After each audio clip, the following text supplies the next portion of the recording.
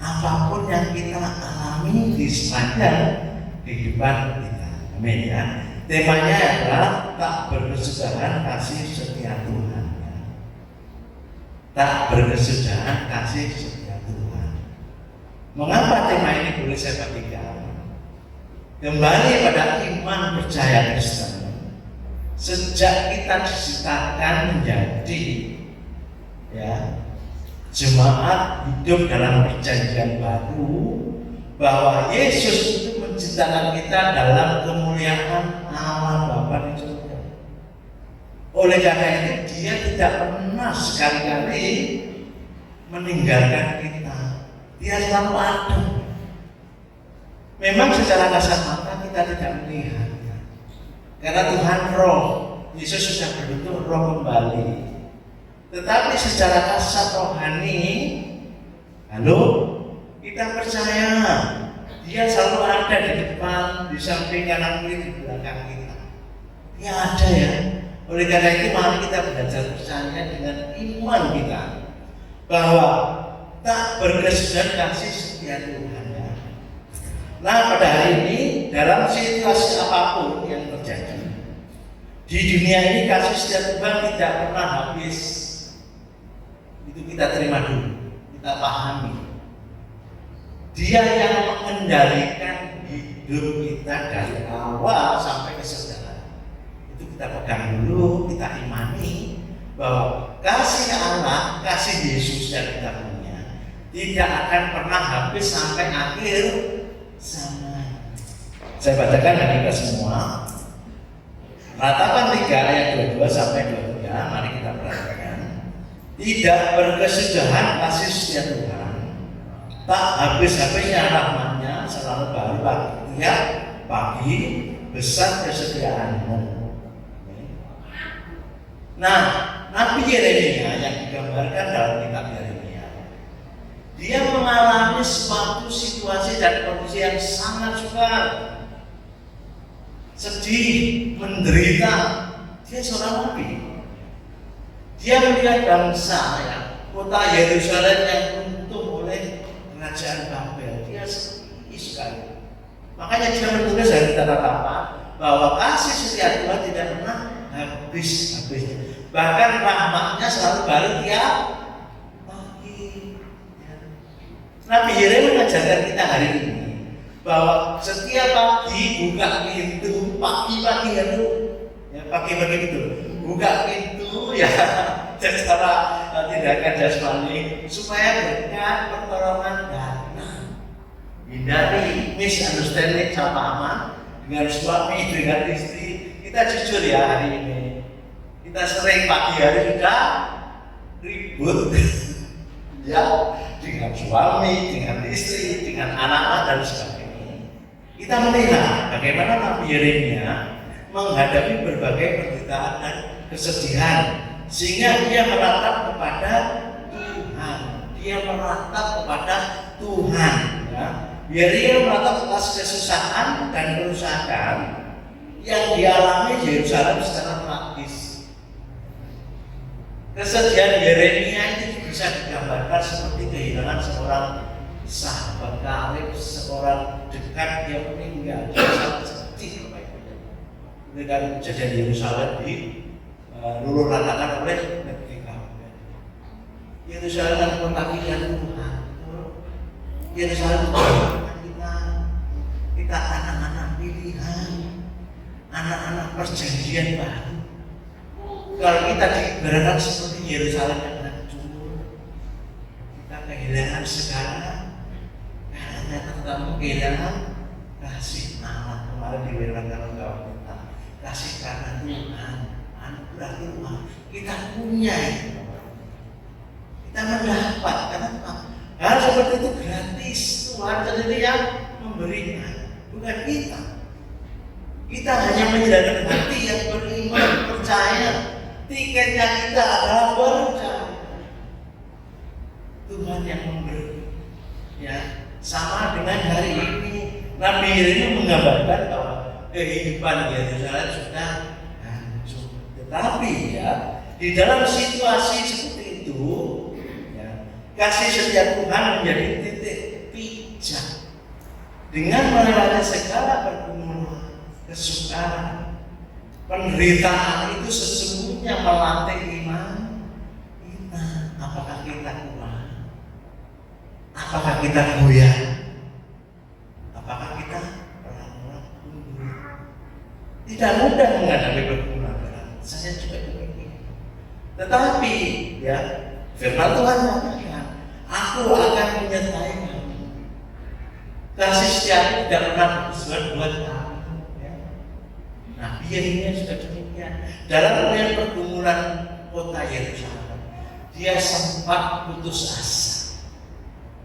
Dia meratap tetapi tidak kehilangan iman. Dia berpijak pada penderitaan kesulitan Yerusalem. Pada akhirnya Yeremia menemukan harapan dan penghiburan di dalam Tuhan. Lalu, mana Pak? Sudah sukar, sulit, menderita lagi, tertekan lagi, cuma berpengharapan ya. Memang secara mata jasmani kita tidak bisa terima. Tetapi percaya secara mata rohani bahwa kita sebagai anak Allah sama dengan yang dihadapi Yeremia, kita harus punya pengharapan ya. Harus, kalau tidak ada kita tidak punya apa-apa dalam arti imannya. Kita kehilangan gairah yang besar bahwa kita punya Tuhan. Yeremia punya pengharapan, penghiburan, tak berkesudahan kasih setia Tuhan. Ayat 2 tadi, tak habis-habisnya lamanya selalu baru tiap pagi besar kesetiaanmu. Amin. Babel telah meluluhlantakkan Yerusalem. Walaupun demikian, saat asap masih naik dari antara abu reruntuhan, Yeremia mengerti 3 kunci kehidupan yang luar biasa. Dibutuhkan iman, dibutuhkan kepercayaan penuh. Apapun yang kita alami hari ini, kita bersandar kepada Tuhan, dia sanggup ya, memulihkan situasi dan kondisi yang paling buruk sekali. Ya, ada beberapa langkah kita lakukan agar kita mengingat kasih setia Tuhan. Yang pertama, ya, ingat selalu akan kasih setia Tuhan. Tadi ada 2. Kita sering dalam kondisi yang sukar, yang sulit, kita hanya menghitung yang sukar. Seolah-olah kita tidak melihat betapa besar, betapa banyak pertolongan Tuhan. Lalu berkat Tuhan banyak dari kita lahir, bahkan di dalam masa kandungan sampai hari ini. Coba kita mau menghitung, mampukah kita menghitung kebaikan Tuhan, kemurahan Tuhan? Saya yakin kita tidak mampu menghitung kemurahan dan kebaikan Tuhan. Kedua, jadikanlah Tuhan sebagai harta kesayangan. Ini sering kita lupa. Saya juga ya. Harta kita yang kita kejar secara jasmani tidak salah.